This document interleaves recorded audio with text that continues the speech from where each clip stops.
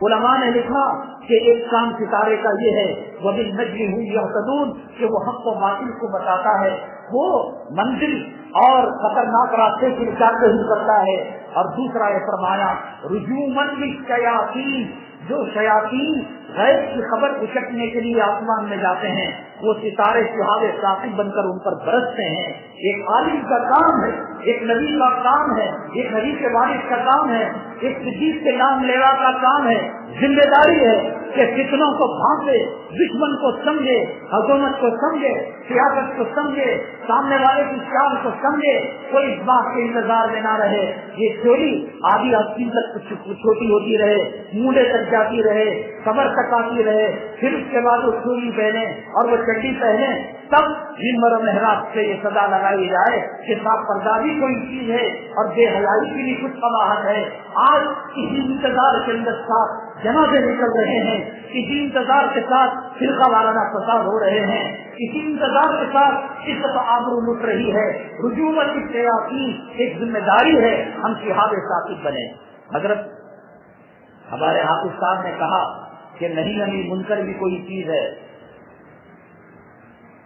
اور وہ بھی ذمہ داری، وہی ذمہ داری۔ ایک ڈرم زمزم جمع کیا جائے، 2 قطرے پیشاب اس کو برباد کرنے کے لیے کافی ہے۔ اللہ کے حرم میں جا کر 4 رکعت میں 20 رکعت پڑھنے کے بعد اگر کسی نے گالی دے دی، کسی نے ہی کو خارج کر دیا، اس کی تراویح باقی رہی۔ بتائیے آپ اصل چیز یہ ہے، ہم یہ سمجھتے ہیں کہ ایک طرف نماز بھی پڑھ لیں اور ایک طرف ٹی وی بھی دیکھ لیں، ایک طرف ہم کاروبار بھی کر لیں، ایک طرف داڑھی بھی مڈا دیں، ایک طرف ہم کارخانہ بھی چلائیں اور ایک طرف یہ ہو ہی نہیں سکتا، یہ ہو ہی نہیں سکتا۔ ومن شاء فلیؤمن ومن شاء فلیکفر۔ اب اسلام کو میرے اور آپ کی کوئی ضرورت نہیں ہے، ایسے فتنے، دعوت کی فضا۔ ایک صاحب کہنے لگے، ایک تحریک میں ایک جگہ اجتماع ہوا اور 6000 علماء اس کے اندر تھے۔ میں نے کہا اللہ حفاظت فرمائے۔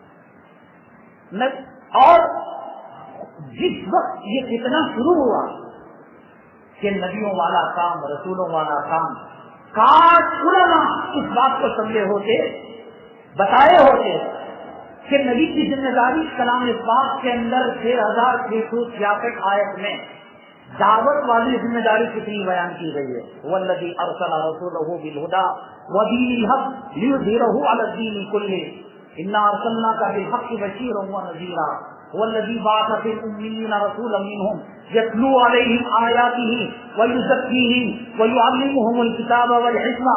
بہت سارے کام ہیں، مدرسہ چلانا نبی کا کام ہے، بازار دیکھنا نبی کا کام ہے، قضاوت دیکھنا نبی کا کام ہے، عورتوں کی اصلاح کرنا نبی کا کام ہے، ہتھیار کی تربیت دینا، ٹریننگ دینا نبی کا کام ہے، جہاد پر اکسانا حرج المؤمنین علی القتال نبی کا کام ہے، بدر کی تیاری کرنا نبی۔ پورے کاموں کو چھوڑ کر یہ بتا دیا گیا کہ بس یہ کام یہ ہے کہ اس کام کو کر لیا جائے تو آدمی مسلمان ہے، اور جو یہ کام نہیں کرتا۔ اور علماء بھی ایک بہت بڑی تعداد اس مغالطے کے اندر آ گئی کہ تمام نبیوں نے یہ کام کیا ہے، سوالات پیغمبروں نے کام۔ میں کام کو برا نہیں بول رہا ہوں، کام کے سمجھنے کے وقت جب یہ فتنہ شروع ہوا تھا، کاش اگر علماء اس کو اس کی پکڑ دکڑ کرتے۔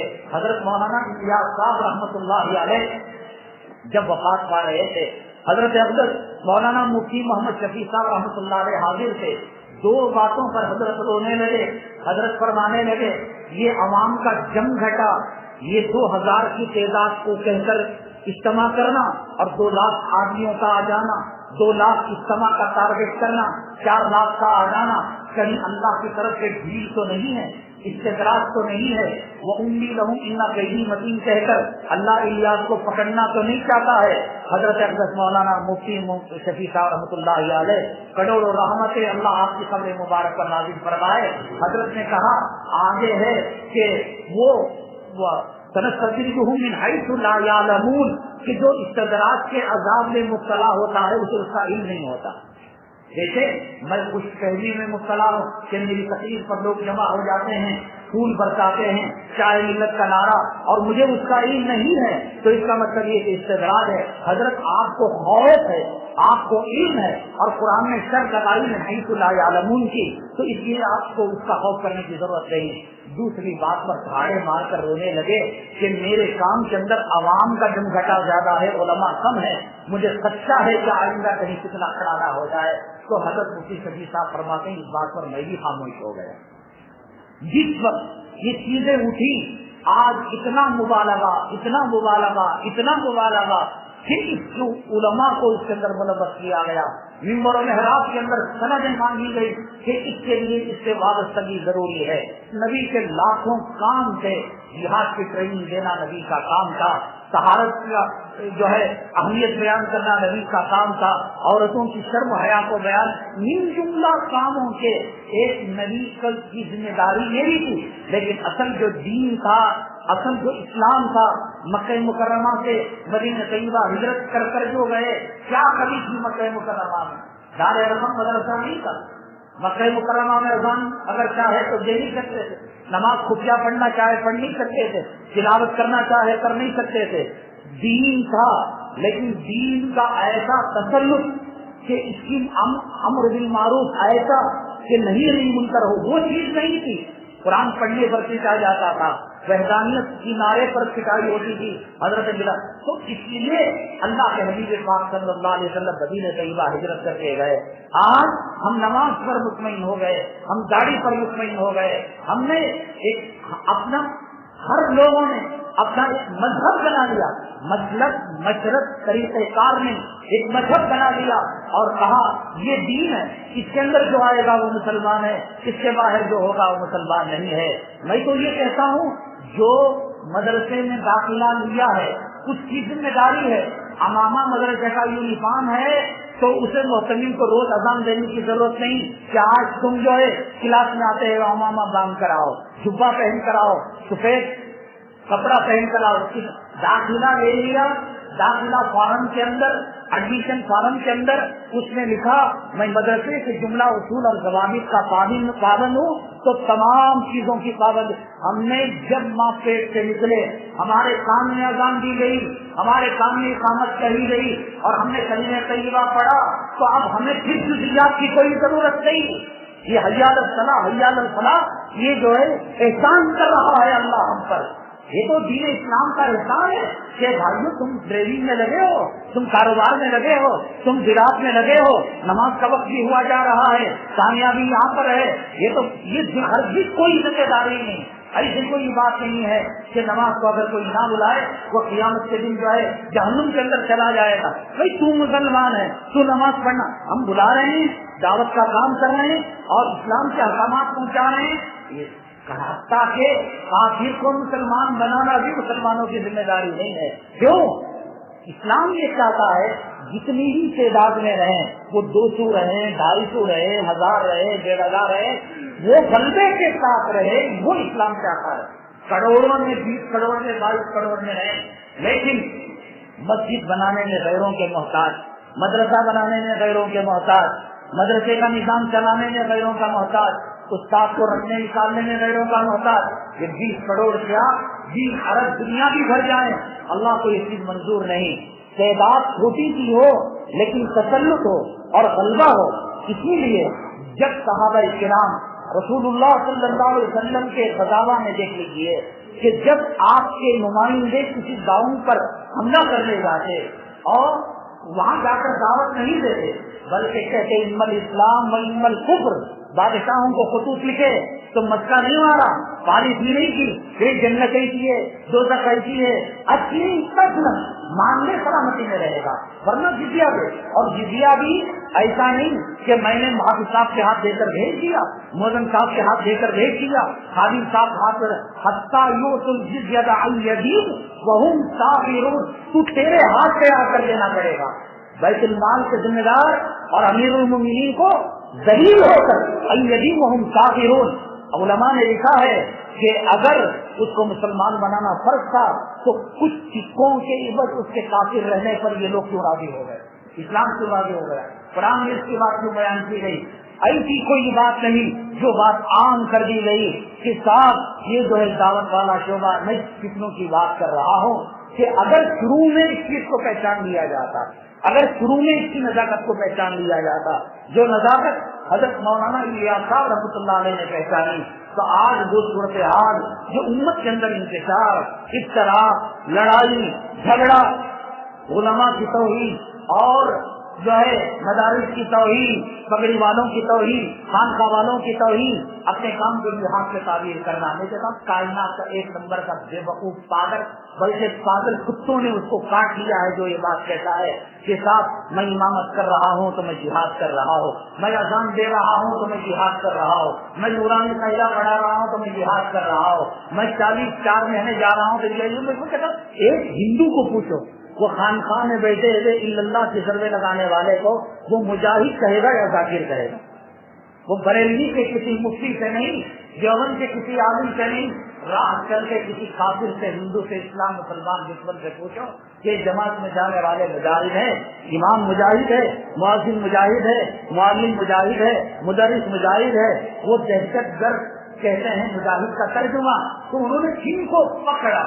بنگلور کی کرناٹک کی سرزمین میں کتنے علماء تھے، کتنے علماء کو کیوں چھوڑا، کن کو پکڑا؟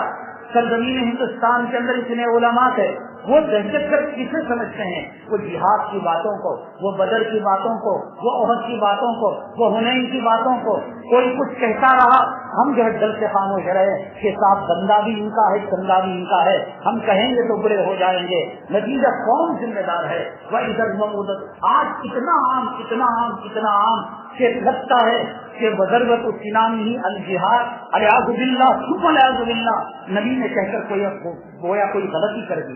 نبی کو یہ کہنا چاہیے تھا، جیسا کہ شیعہ لوگ کہتے ہیں کہ قرآن جو نازل ہو رہا تھا علی پر نازل ہو رہا تھا، جبرائیل سے قطع ہو گئی، الیاذ باللہ، آج ہم دل کی زبان سے یہ کہہ رہے ہیں بضربت السنام ہی الجہاد نہیں الدعوت والتبلیغ المرکز کھلا، یہ کہنا چاہیے تھا نبی کو۔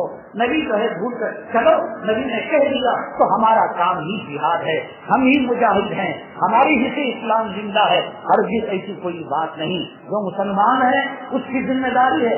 آپ بتائیے مکہ مکرمہ میں دار ارقم کے علاوہ کوئی مدرسہ ہے مولانا؟ مدینہ طیبہ کے اندر جو صفا کا چبوترا ہے، اس کے علاوہ ہر مسلمان کی ذمہ داری ہے۔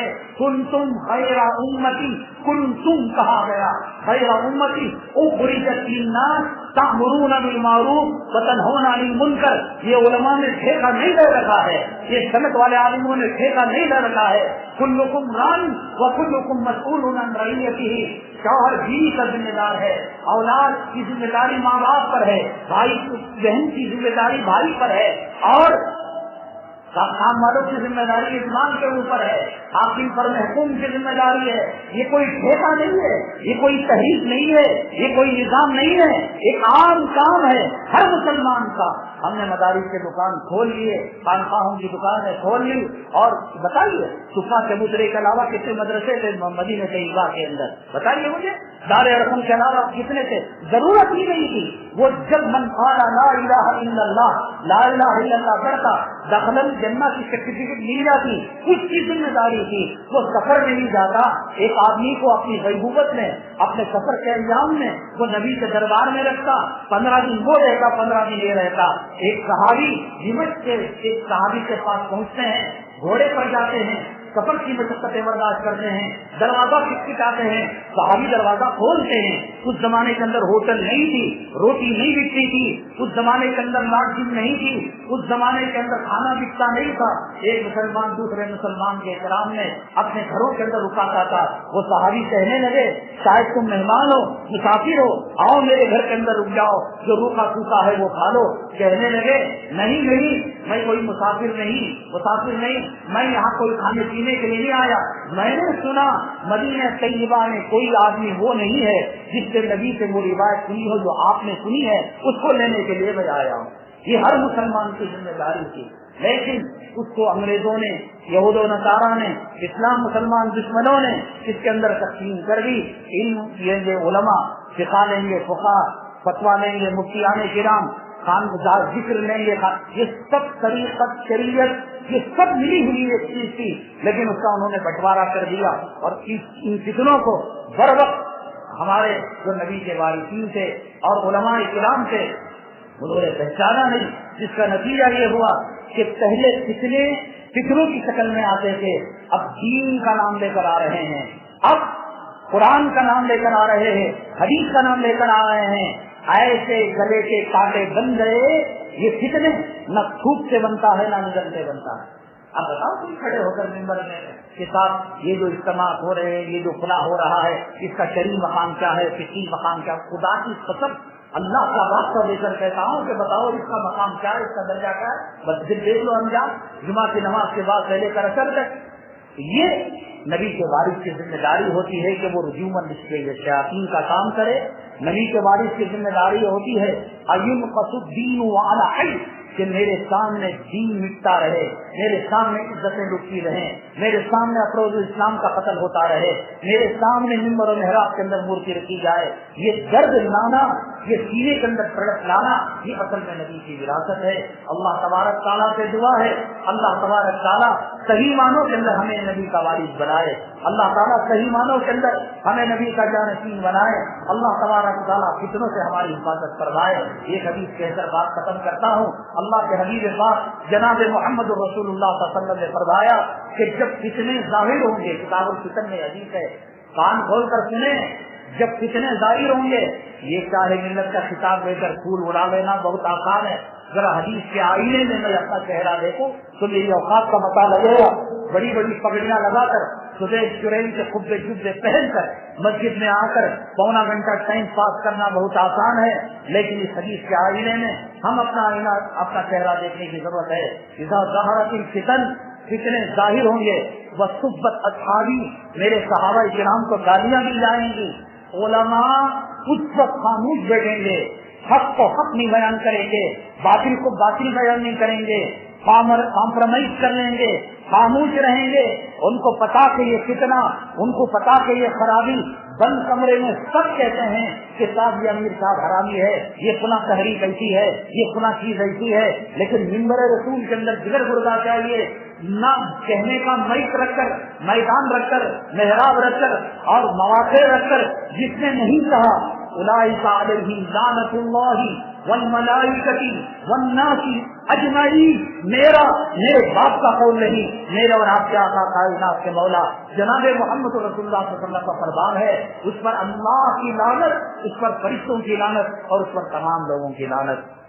اللہ تبارک تعالیٰ یہ لعنت کا توق ہمارے گلے سے نکالے، فتنوں کو بھام کر وقت سے پہلے فتنوں سے آگاہ امت کو کرنے کی توفیق نصیب فرمائے۔ اللہ تعالیٰ ہماری اس مجلس کو باعث نجات اور باعث قبول بنائے۔ آمین واخر دعوانا الحمدللہ رب العالمین۔